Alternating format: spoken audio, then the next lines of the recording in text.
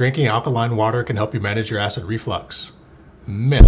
Why do people think this? Well, as we covered in the history module, it's one of those age-old remedies. Taking chalk or things like antacids provide nearly instantaneous relief by neutralizing some of the acids that may be present in your mouth or in your throat. Acid reflux medications all work on this same premise, reducing acid, and it's logical to think because those medications reduce acid, that acid is bad. There's things out there like alkaline diets, which aren't inherently bad, but they have a time and a place. They're really not for the everyday acid reflux sufferer. We're all familiar with things like acids, but what really are alkalines? Well, to start with, they're both measured on the same scale, the pH scale.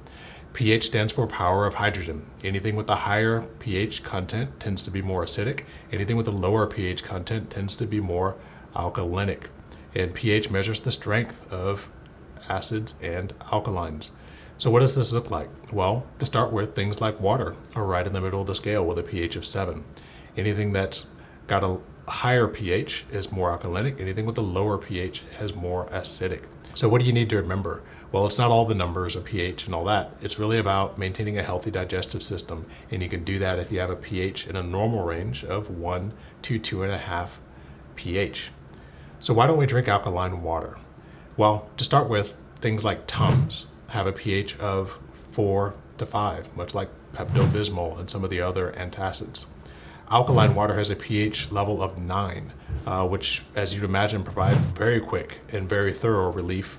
However, the more alkalinic material we consume, the more our acidity is going to start to march down the scale towards things like water, which if you had no stomach acid and you had water, that would probably feel pretty great.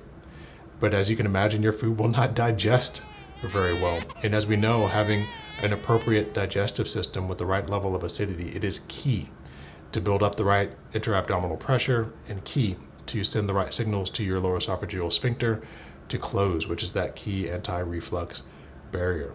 So why don't we drink alkaline water? It's because we need to maintain a proper pH in order to properly digest food and to close our lower esophageal sphincter and eliminate our reflux.